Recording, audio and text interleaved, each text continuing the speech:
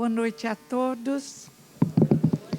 Vou iniciar com uma poesia interpretando, que eu não consegui memorizar, mas é tão linda que eu tenho que falar para vocês. De Mário Quintana, As Duas Cidades. Uma cidade, diz o poeta, é escura e triste, os ratos caminham nas ruas. Existe guerra, existe dor, existe doenças e desespero. A cidade escura. A outra cidade, diz o poeta espiritualista, é azul e dourada.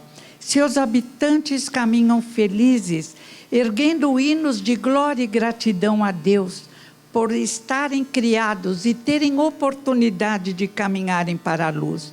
Mas, diz o poeta, não existem duas cidades, a cidade é uma só.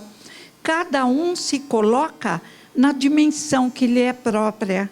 Cada um escolhe se vai viver na cidade escura e triste ou se, pelo contrário, prefere viver na cidade azul e dourada, desenvolvendo a fé em Deus, Criador Todo-Poderoso, e a fé em nós mesmos, criaturas divinas, que trazemos em nós o gene de Deus, inteligências e morais do universo.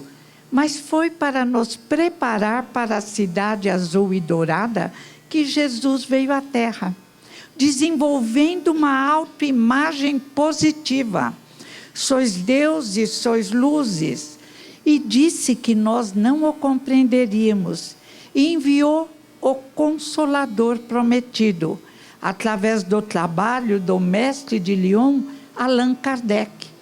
E o que Kardec nos ensinou?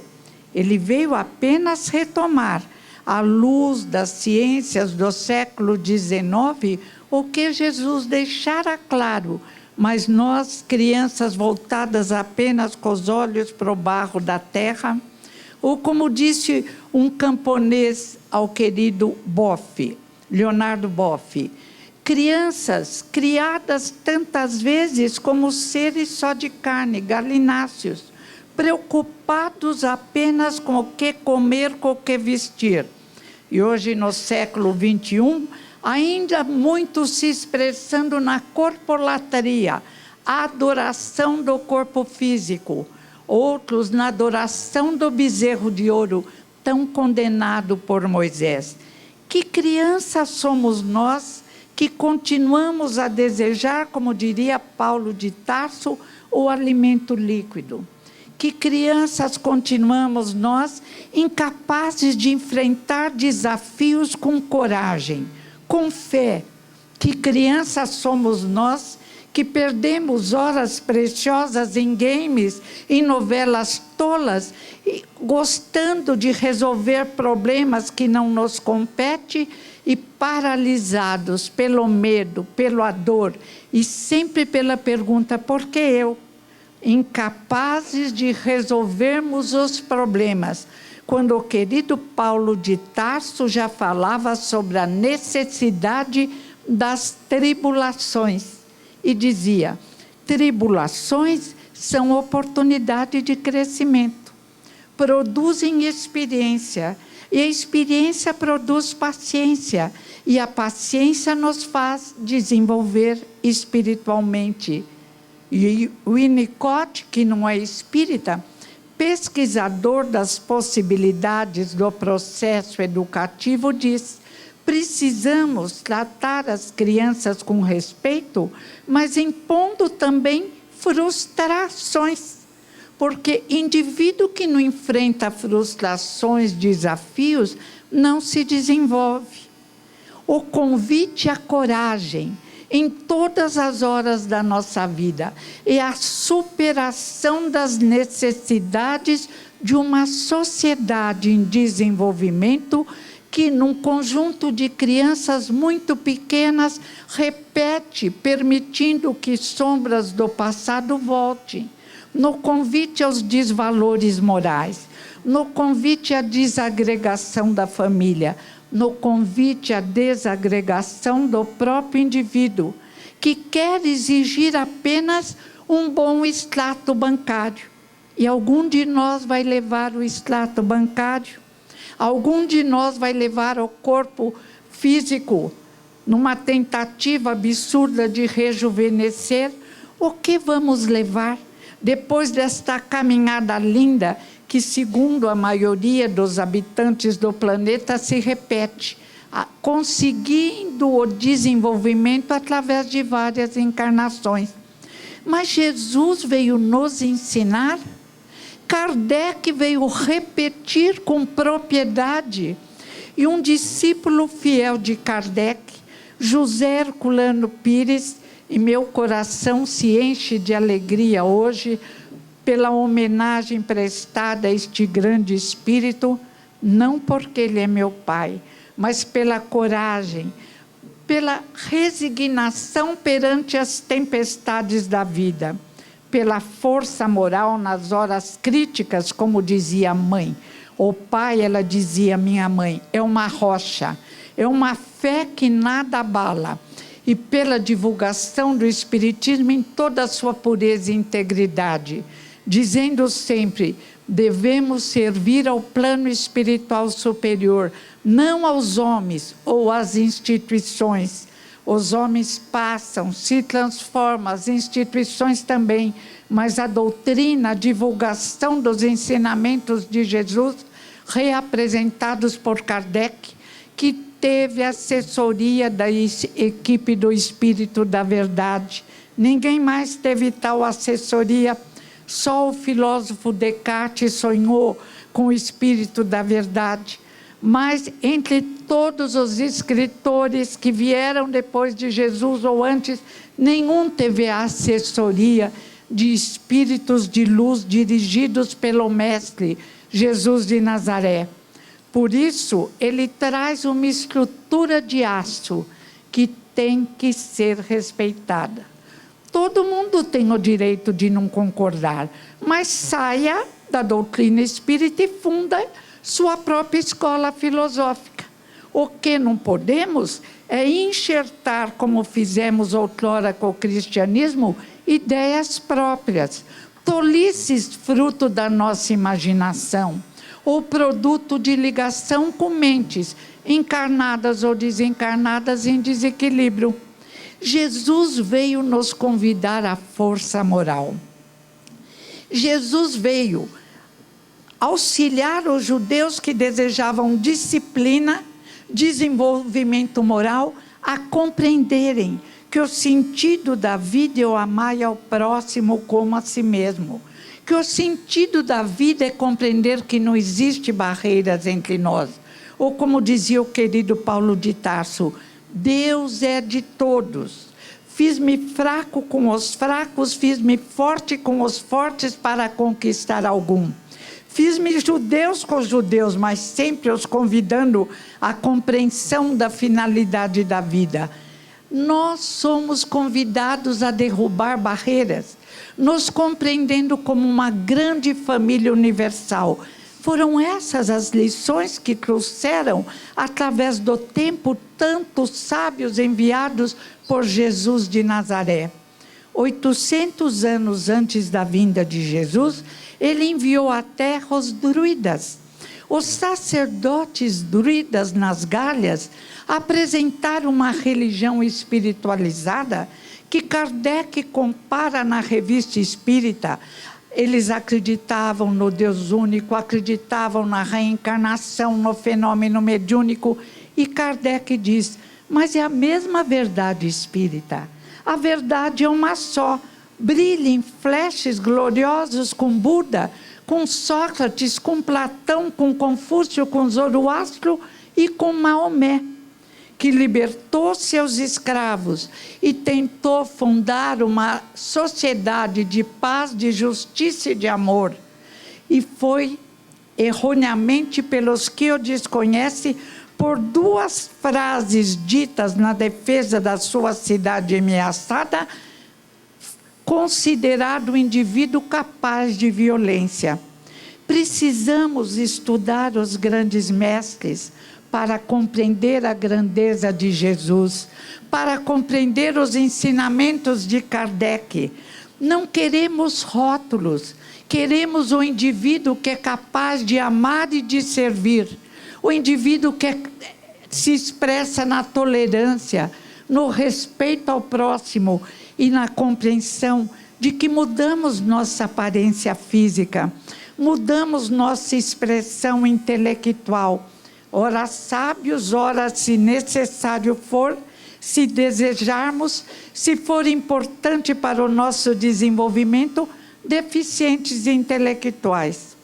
Quando minha mãe ficava triste, porque na época parecia que meu irmão não queria estudar, depois ele amadureceu e fez o que precisava, mas meu pai dizia: Virgínia, o que interessa é que seja um homem de bem, e que seja um homem feliz, que se expresse através de sorriso, de gratidão a Deus e de amor ao próximo. E citava alguns amigos super intelectualizados que estavam em depressão ou profundamente infelizes. Ele falava: Virgínia, o Espiritismo veio exatamente para educar emoções, para nos conscientizar que a finalidade da vida é desenvolver a capacidade de amar, para nos conscientizar também da nossa força interior, para conseguir nos libertar de nossas paixões inferiores. No tempo e no espaço, mestres preciosos vieram repetindo as mesmas lições. Crianças pequenas e alunos complicados, nunca quisemos entendê-las. Criamos a nossa própria cartilha, muitas vezes cartilhas revolucionárias. De outras vezes, como acontece agora em algumas escolas, cartilhas que pregam a dissolução da família e dos valores morais. Freud, já na época dele, num livro muito bom, O Mal-Estar da Civilização, diz: a civilização cria indivíduos infelizes porque esquece os verdadeiros valores. Só se preocupa com os bens de consumo. E Freud era materialista, mas teve esse insight, essa visão, um flash iluminado.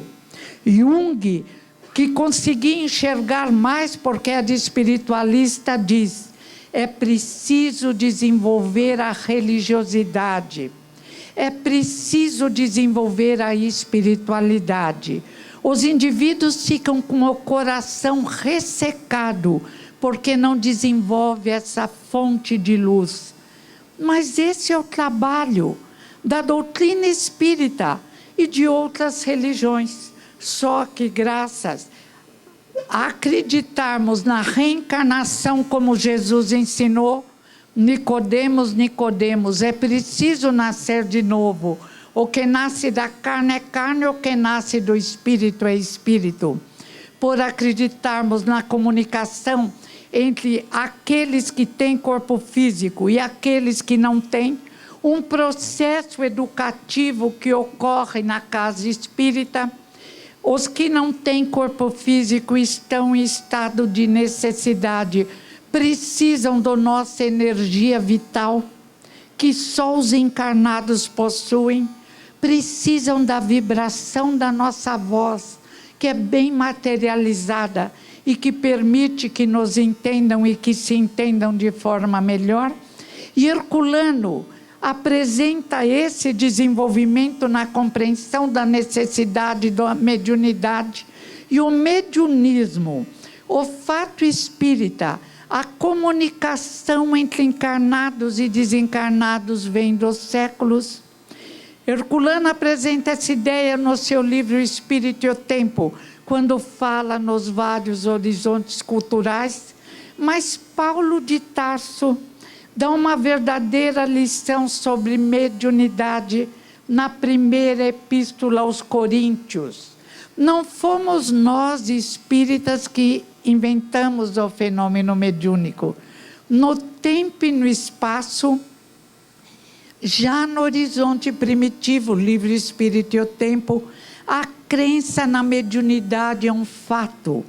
Herbert Spencer, um filósofo, tentou dizer que o primitivo acreditava na sobrevivência porque via seu reflexo na água e sua sombra. Isso não bastaria para crianças que então éramos desenvolvermos uma tese sobre a sobrevivência, não. Acreditavam na mediunidade, diz Herculano, porque entrava em contato com o espírito dos chamados mortos. Os indivíduos que morriam, principalmente quando guerreavam, vinham cobrar, vinham apresentar desejos de vingança, e mais tarde o primitivo, no seu modo infantil de pensar, os transformou em deuses maus, deuses vingativos, bem como criou a ideia de deuses bons. Kardec apresenta o fenômeno mediúnico à luz das ciências do século XIX no seu livro dos médiuns. É um livro tão didático. Kardec era um grande pedagogo e casou-se com uma pedagoga também, Amélie Gabrielle Boudet. Juntos, cada um tinha uma escola separada, formaram uma escola que lutava contra dificuldades de aprendizagem. Kardec, mais de 20 livros dele estavam nas universidades da França. Quando ele se tornou espírita, aos 50, ou seja, ele organizou a verdade que vinha dos séculos, criou a palavra espiritismo. Quando ele realizou isso, ele foi considerado por muitos louco. Seus livros foram tirados das universidades. E ele disse, não me importo, eu sirvo a Deus, não sirvo aos homens. E continuou, junto com sua esposa, o seu trabalho na divulgação. Um sábio, um grande sábio, William Crookes, disse, Kardec está louco, eu vou desmenti-lo em 3 meses. E começou a estudar o fenômeno mediúnico. Crookes é o descobridor da matéria radiante.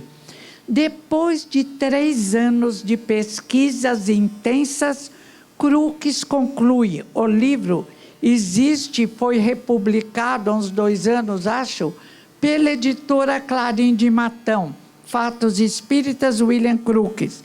Depois de 3 anos, fazendo pesquisas sobre tudo com a médium Florence King, ele conclui que os fatos espíritas estão cientificamente provados. Ou seja, Kardec não é um louco, ele está certo.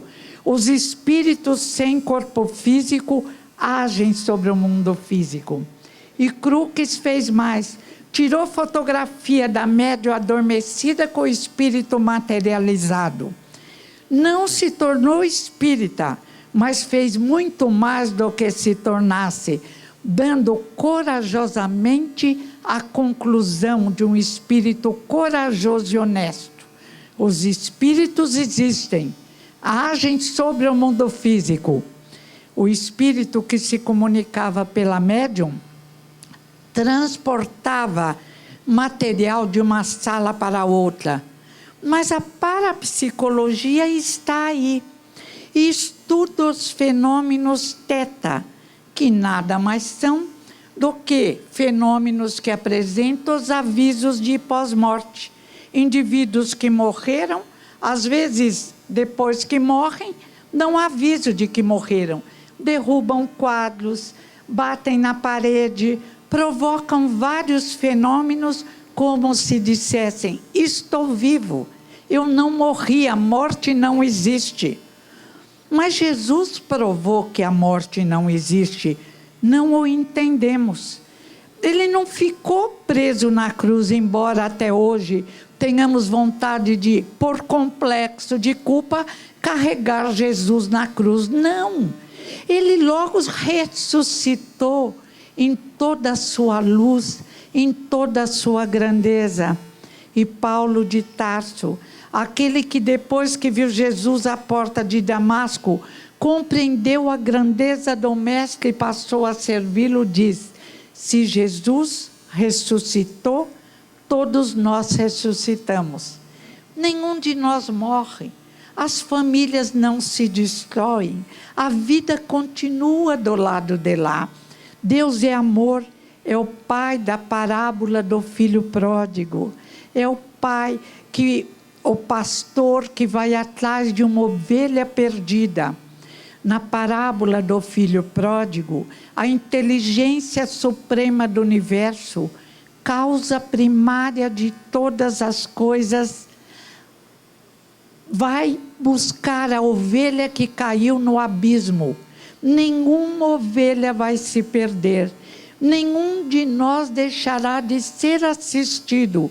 Precisamos apenas colaborar, porque como um pai amoroso, Deus quer filhos independentes, filhos capazes, filhos corajosos, co-criadores de Deus, participando da grandeza universal, quando conseguirmos transformar nosso mundo interior num mundo melhor e transformar a Terra num mundo melhor, porque o pobre planeta, o querido planeta, a nossa escola, hospital, clínica psiquiátrica, que cura nossos espíritos através de oportunidades várias, precisa do nosso amor, do nosso cuidado. O planeta sofre por nossa ignorância. Problemas que já existem, Gênese de Kardec, capítulo O Mal e o Bem. Alguns males são próprios de mundo em desenvolvimento. Problemas climáticos, problemas vários. Mas a maioria dos males é criação do homem.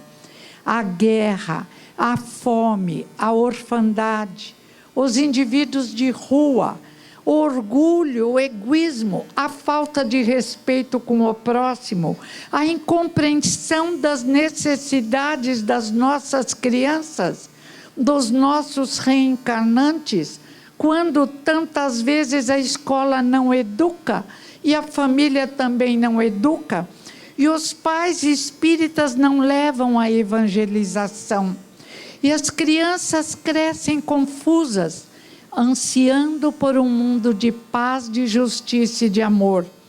Vieram preparados para a vitória, diz o livro dos Espíritos, mas se perde pelo turbilhão do mundo, tantas vezes, tão desesperadas com orgulho e injustiça do mundo, que erroneamente procuram nas drogas consolo para seus corações feridos e encontram problemas maiores.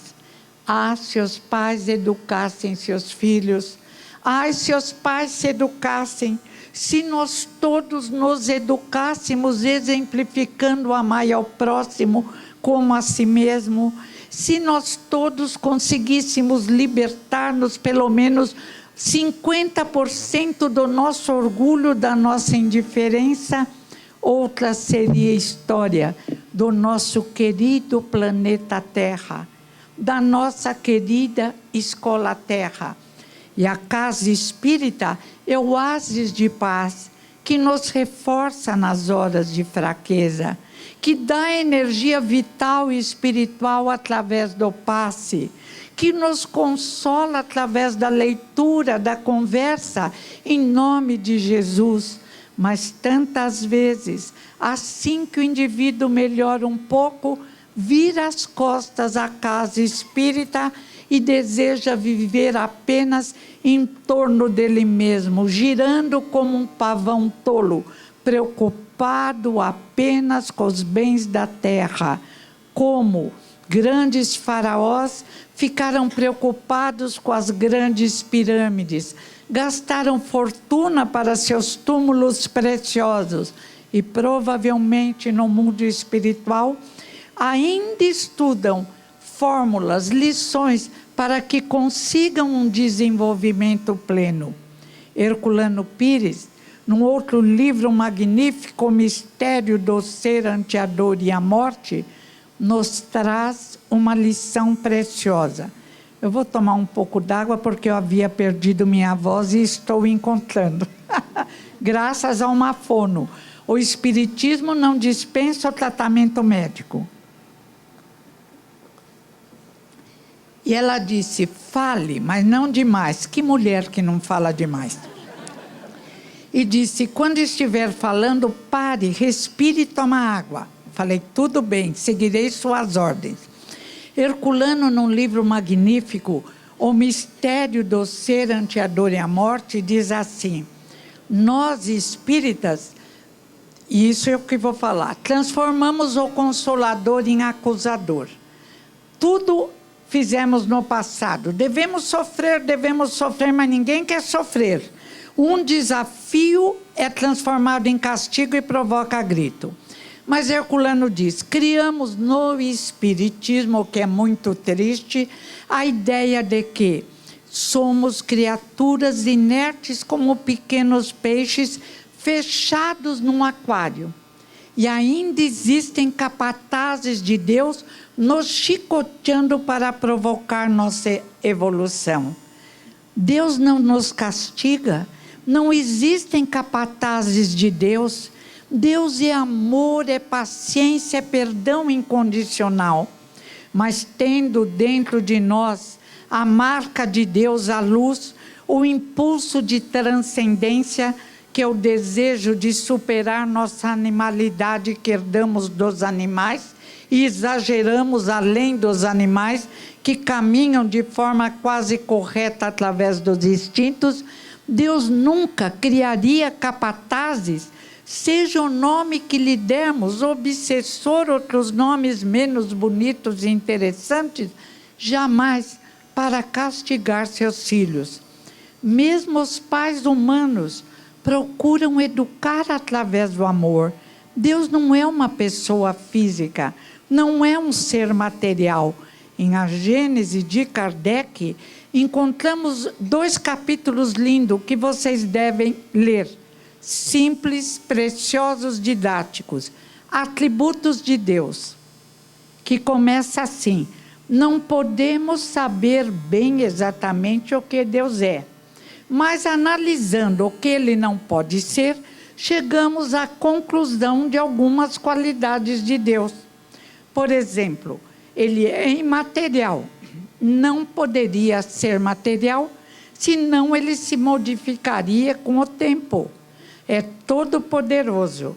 Se houvesse algo que superasse Deus por um fio de cabelo, seria Deus. Deus age sobre, diz a Gênese, a energia cósmica universal. Essa energia é como se fosse expansão do pensamento de Deus. E nós estamos mergulhados nessa energia, porque nela vivem, diz a Gênese. Isso é André Luiz que diz em Evolução em Dois Mundos: constelações e coisas como peixes mergulhados no oceano. E Paulo de Tarso nos lembra: em Deus estamos, em Deus nos movemos. Se Deus é por nós, quem pode ser contra nós? E algumas crianças pequenas falam naquela rádio Boa Nova: se a morte não existe, o que haveremos de temer? É o desenvolvimento desse pensamento iluminado que vai conseguir a grande mudança no planeta Terra.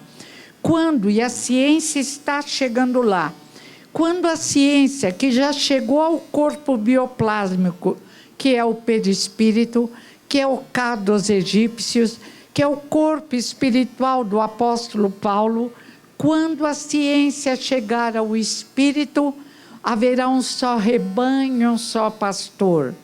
Mas nós somos os últimos convidados da parábola, e o convite não é o sofrimento e a dor.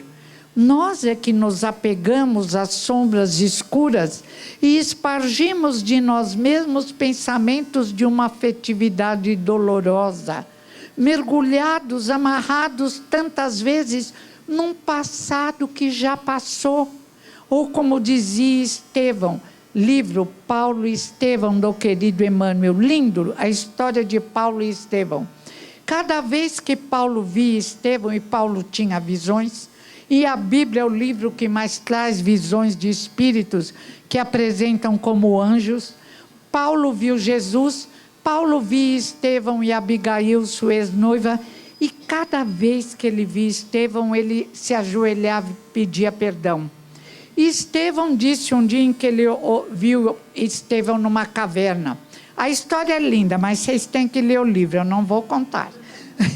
Contava histórias pequenas para os meus filhos, mas assim que eles puderam ler, tinham que ler o livro e depois eu queria ouvir a história.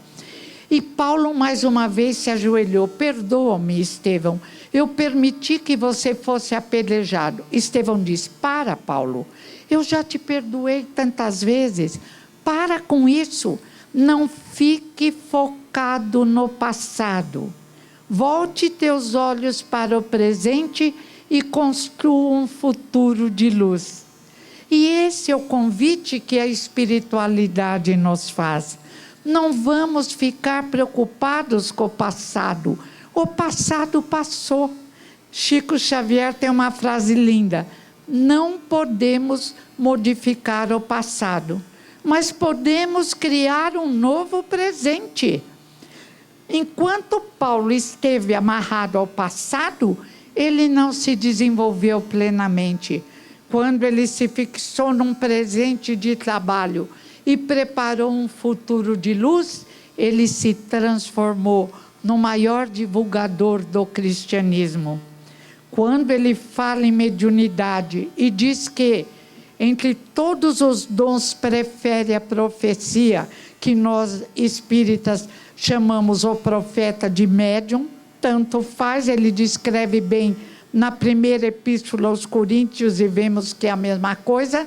Quando Paulo fala que ele prefere a profecia porque consola e edifica, está usando palavras nossas, bem como nós estamos usando as palavras do horizonte primitivo. A verdade vem dos séculos, trabalhada e melhor compreendida na medida em que nós crescemos. Este é o convite que a Casa Espírita nos faz, como as células cristãs no início do cristianismo, células cristãs ou igrejas cristãs, o rótulo pouco importa, que cuidavam dos vivos, cuidavam dos sem corpos físicos e principalmente trouxeram a lição do amor, apresentando os doentes não como impuros, apresentando os doentes como indivíduos que estavam transitoriamente com problemas físicos ou mentais e que, com amor, remédio, preces, poderiam, e esforço próprio, poderiam ser curados. Foi esse espírito de caridade que divulgou os ensinamentos de Jesus de Nazaré. Jesus considerava todos os necessitados e como éramos, e como ainda somos necessitados perante as inteligências e morais do universo, mas somos deuses e luzes e vamos brilhar na medida em que amarmos o próximo. Jesus nos trouxe a lição de que nenhum de nós é perfeito, mas de que todos somos perfeitos em potencial e preparados para vencer os nossos defeitos. É o que Herculano nos lembra no livro Mistério do Ser, ante a dor e a morte. E Leon Denis, no seu livro sobre o destino, onde ele lembra também que não educamos os jovens, não educamos as crianças, como Jesus nos ensinou que seria necessário educar. E por isso, diz Leon Denis, vemos jovens como cadáveres desanimados, sentados nos bancos escolares. Por isso, a Prefeitura de Santos colocou num site uma pesquisa que fez e, desanimada, diz que mais de 70% dos jovens procura drogas, entre as quais o álcool, porque sem a visão espiritual, acreditando que a vida começa no berço e termina no túmulo, a compreensão da finalidade da vida fica muito triste, pesada, causa síndromes várias, depressões e outros problemas. Mas eu disse que 2 são os capítulos, fora todos os outros nos livros indispensáveis do mestre de Lyon, Kardec, que é a nossa bússola, porque fez seu trabalho consultando mais de 1000 médiuns que trabalhavam em todos os pontos da Terra. Não é a opinião de um indivíduo, não é um novidadeiro como tantos aparecem que traz sua própria teoria. Kardec diz em A Gênese, um só indivíduo pode estar enganado ou ser enganado. Um só espírito pode estar errado. O que dá segurança à doutrina espírita é o seu caráter universal. E outro capítulo lindo de A Gênese, da providência divina. Quem tem ainda não conseguiu desenvolver a compreensão da força do Criador, que criou tudo que existe, de material e de imaterial, através das leis que agem sobre a energia cósmica universal, mas o Criador nos criou também individualizações do princípio inteligente, inteligências e morais do universo, criados à imagem e semelhança do Criador, na capacidade de, agindo através do nosso pensamento, criarmos sobre energia à nossa volta, criarmos alegria ou criarmos sombras, criarmos vitórias, inclusive no plano profissional, sim, não escravos do bem da terra, mas tendo o direito do uso dos bens da terra para conseguir o progresso. Criados à imagem e semelhança de Deus, para nos tornarmos co-criadores, agindo sobre esse universo imenso e iluminado que nos aguarda, que nos aconchega e convida ao crescimento espiritual. Quando eu vejo tanto, o Evangelho diz, tantos rostos deformados pelas paixões, nos perguntamos, por que essa incapacidade de se conectar com as luzes do universo? Por que não fazem a tentativa de uma prece sincera pedindo ajuda? Por que se entregam tão facilmente aos impulsos do desânimo, permitindo poluir a ambiência espiritual da Terra e estabelecendo ligações com mentes igualmente desequilibradas? Herculano tem outro livro, pequeno grande livro, Obsessão, Passe e Doutrinação. E ele nos convida, cada dia traz uma experiência, não é um castigo, não é um pagamento de dívida. Deus não é um banqueiro, não é um agiota desequilibrado. Deus é amor. Cada dia permite o nosso crescimento espiritual. Herculano disse, levante, olhe no espelho e diga, Deus me ama e permite hoje, meu Pai, permita que eu aproveite esse dia com alegrias e pequenos ou grandes problemas, que esse dia seja para mim uma possibilidade de fortalecimento e de crescimento interior. Perdoa, o mesmo conselho de André Luiz, aquele que te magoou e te fere. O perdão nos liberta. A raiva, a incapacidade de perdoar, nos amarra àquele que tenta nos confundir.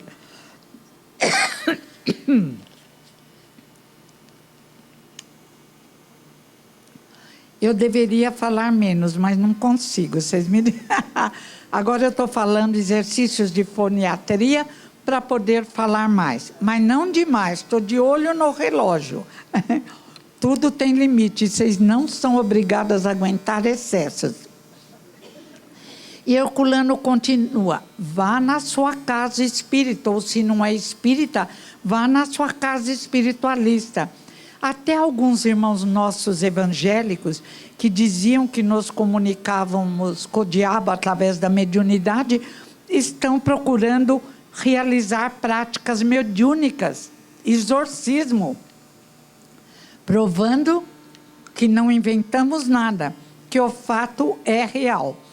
E ele ainda no Obsessão, Passe e Doutrinação, explica por que precisamos usar as mãos. Poderíamos usar só o pensamento, mas Jesus nos ensinou, o sábio dos sábios, a utilizar as mãos. Porque com as mãos agradamos as crianças, construímos casas, construímos objetos, nos condicionamos a utilizar as mãos. Muitas vezes utilizadas para fins errados. Mas vamos deixar, como aconselhou Estevão a Paulo, a sombra para trás. Com as mães fazem pratos saborosos. Os pais ensinam os meninos a estudarem. Faz parte do condicionamento humano utilizar o pensamento e as mãos das quais saem. Viram os parapsicólogos russos, está no livro Experiências Psíquicas Além da Cortina de Ferro, escrito por duas americanas, saem luzes como um raio laser que atinge o local que necessita de cura. Não é preciso gestos espaçosos que até dificultam.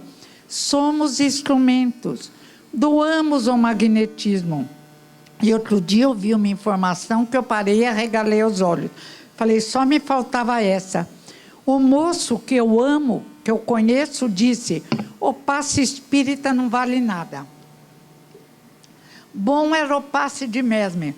Mesmer, como Freud, como Jung, foi um pioneiro. Mas o passe espírita que vem depois com o grande mestre de Leon Kardec, que é apresentado por Jesus, que é usado no Reiki, que é usado na Seixonoye, e na casa espírita é enriquecido pela conscientização de exército de luzes que vibram pelo nosso crescimento, para nos libertarmos dos nossos problemas físicos e psíquicos, para conseguirmos o indispensável equilíbrio emocional, que até o querido Daniel Goleman, que não é espírita, num livro sobre QI versus QE, diz, de nada vale só o desenvolvimento intelectual. Grandes gênios permaneceram endoidecidos. Grandes mestres da pintura se perderam nos corredores escuros dos desequilíbrios emocionais. Daniel nos diz, é preciso educarmos as crianças, eu diria os adultos e os idosos, para o equilíbrio emocional, para o desenvolvimento das verdadeiras qualidades, para o desenvolvimento moral. É preciso que a nossa sociedade desperte, para não dizer mais, como hoje eu ouço tanto e fico triste, é preciso ser feliz a qualquer preço, temos só uma vida. Tolice, mais da metade da Terra acreditou e acredita na reencarnação. Budistas, no livro sobre a Kabbalah, o professor de Kabbalah, eu falava Kabbalah, ele falou para mim, não é Kabbalah, minha senhora, é Kabbalah. Então eu estou seguindo a orientação, era o rabino e o professor de Kabbalah. Se eles estiverem errados, não seria eu que estaria certa. O professor de Kabbalah me deu um livro, e no livro dos judeus, que ensina a Kabbalah, está lá a crença na reencarnação. Eu já havia lido que o grande historiador Joséfo falava para os soldados, nunca se suicidem, porque alguns abandonavam as fileiras da guerra, tinham medo, coitadinhos, e se matavam. Ele diz, aquele que se suicida entra em dificuldade. E aquele que é corajoso e enfrenta uma guerra, esse renascerá em corpos inocentes. Não estou discutindo a guerra, estou apresentando a teoria do historiador famoso Flávio Joséfo. Então, Buda acreditava na reencarnação. Nesse livro sobre a Kabbalah, apenas eles dizem que o espírito que não se esforça para crescer, pode reencarnar no corpo de um animal irracional. Nós espíritas não aceitamos isso, mas pode ser uma alegoria, porque às vezes o espírito se desequilibra tanto que o seu corpo bioplásmico ou perispírito desequilibrado pode assumir formas até menos humanas. Mas no seu interior ele é um ser humano, precisando de cuidados, libertação e amor. Entre os esquimós aparece a reencarnação. Na África aparece a reencarnação. Na China, no Japão acreditava, depois de Mao Tse Tung eu não sei, nem quero saber. Mas na China acreditavam na reencarnação.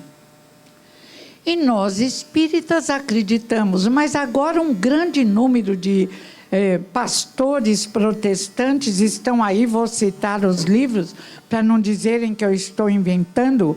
Existe um filme muito lindo, e dá o nome, e tem a foto da família de um pastor protestante, que acreditava que depois da morte ficávamos dormindo.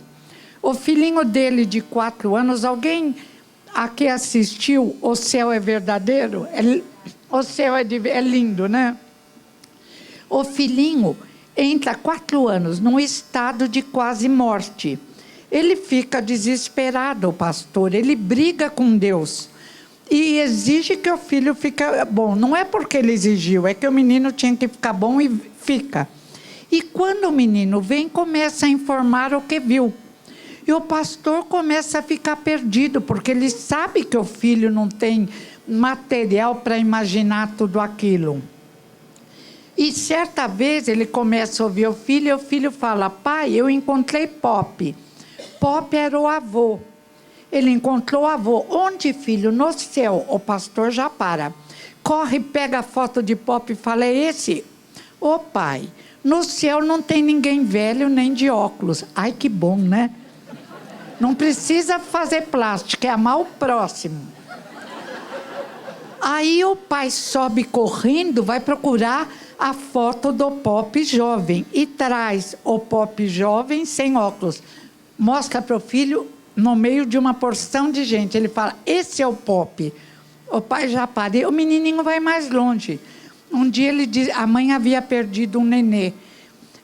E não comentava, ela não queria, né? Ficou muito triste, entrou em depressão. E o menininho fala: por que você não me contou que você tinha uma menina na barriga que morreu?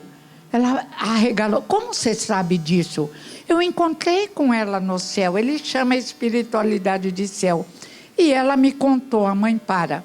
Bom, resultado, o menino dá tantas informações ao pastor, que o pastor resolve apresentar o novo conceito de céu. É um lugar onde os indivíduos continuam vivos, mais vivos do que nós, mais jovens e bonitos do que nós, mas não vai, Flávio e Joséfo, não vão querer ir antes da hora, que aí entorta tudo, calma.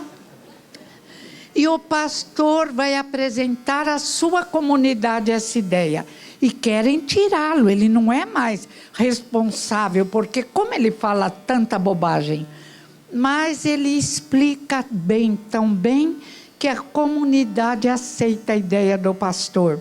E na hora, muitos felizes, eles ouvem o novo conceito do céu. E uma senhora que era mais contra o pastor, havia perdido um filho militar, ela olha de um lado e ela havia levado flores para o filho, para o corpo do filho no cemitério. O filho está vivo, sorrindo, e mostra para ela as flores que ela levara lá no cemitério. Não são as flores de verdade, uma projeção das flores. E a história acaba com toda a comunidade aceitando o novo conceito de céu.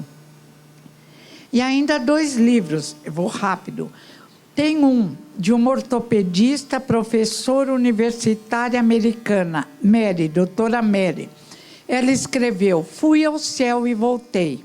Ela também entrou num estado de quase morte e encontrou a avó que morrera, a babá que morrera, a tia.